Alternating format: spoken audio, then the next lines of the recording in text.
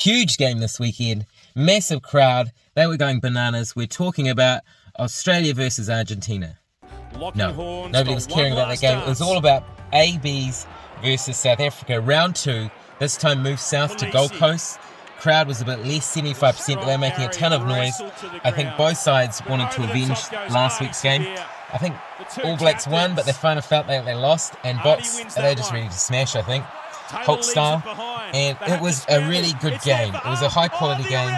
South Africa was smashing the All Blacks for big periods of it. They controlled the game at the end. It was just a bloodfest, huge hits. Heaps happened in the game. Probably more rugby in the first 20 minutes than the entire last 80 minutes, which was good. All Blacks, did they learn anything? Probably not.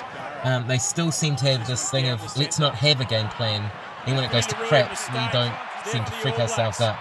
But just, passing it to the guys with the low numbers all the time as backs and dropping the ball and losing the ball seems to be our MO at the moment. Foster, after the game, probably declaring himself he's no great rugby genius. He was once again thrilled with the ideas and the attack and the attitude, but our lineup basically went to crap. The scrum was moving so far backwards that gave Adi a few gaps, so we were very much like Australia. We weren't basically playing for big sections of the game. All the sort of major bits of the game we weren't involved with. Foster, after the game, thought he was liking how we controlled the game. I don't know what game he's watching. Box had 70% of the possession. They were certainly dictating. And if it wasn't for Adi Savia, I think it could have been a hiding, to be honest. I mean, the amount of turnovers he caused individually and disruption was just unreal. And also on attack. But yeah, Foster, what do we do with him? He seemed to get a bit of a mojo lift. I don't know if someone injected him with some B12 or Viagra once his contract got renewed. And I actually thought he actually seems pretty interested in the game. But he's lost he doesn't seem interested at all.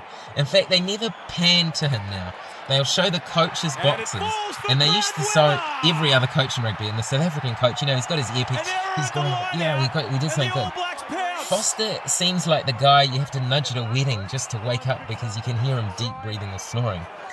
He seems to have no read on the game. He's putting a huge amount of pressure on Adi, who had a great game as a player. Once again, turned down a penalty, we lost by 2, so what are you going to say about that? We're playing like the Hurricanes, but our captain is a Hurricane. That's the way it goes. There was heaps of other weird stuff that happened. It was the first time I've ever seen a water boy actually get taken to task by the main referee and given the whole NBA style, you're going to be ejected. So both sides were, doing their tricks. There wasn't a huge amount of time wasted, to be honest.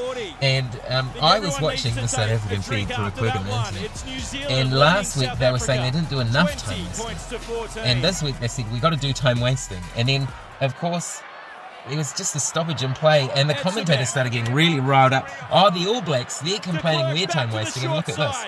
Yeah, we are complaining you're time wasting. Everyone is complaining it's time wasting. Your own team is saying this is your tactic. And, so anyway, I think it's quite good. Everyone's getting a bit aggro and interested in rugby. It was an old slugfest, and you never knew what was going to happen.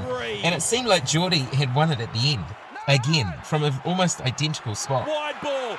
But it wasn't to be, and it did feel like South Africa probably deserved this one, having done that. And they did this a couple of years ago where we seemed to win the one that we didn't deserve to win, and they seemed to win the one that we didn't win. Blah, blah, blah.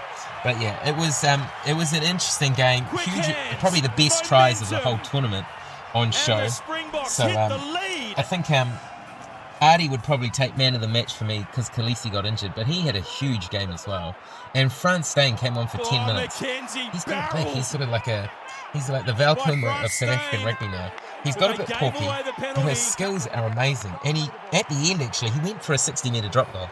And if you're watching this on YouTube, you can Google him, or you can YouTube him landing a 60-metre drop goal. And one that seems even further than 60 metres. It's more closer to 70 metres. So if he'd done that, I mean, you basically just give him the trophy. So they had the ticker tape parade, and the All Blacks received the trophy, but of course they feel like they lost. But South Africa played with spirit, they played good, they played cunning. You didn't really know what they were going to do next. They did their box kicks, but Geordie really handled them. but they still found a way to advance. Their forwards absolutely smashing through us. And Bodie, well, he couldn't really do much in the game. I think people have worked Bodie out a little bit. He's got great skills, but in terms of what he's going to do, he basically he offloaded it to Havili, and Havili's come a long way, but he's not a guy to just be used as a battering ram through and through. He's not your Nani Lamafi. But I mentioned we seem to play like the Hurricanes, so they kept passing it to Havili, and he was getting pretty much owned every second time. So we had some individual brilliance as usual, but it seemed like the team of champions couldn't beat the other team. You'd probably have to say was the champion team. And so, good farewell. Worrying signs for the All Blacks, don't seem to learn anything. Foster still seems pretty dozy. I'll try and insert a thing of his nickname, Fozzie Bear, because he seems like a bit of a bunny at the moment for other coaches. We seem to have lost the intimidation, the surprise factor. But anyway, what a game. Huge result. South Africa deserved it, and yeah, it was stink losing, but, you know, they deserved it. You got to say that.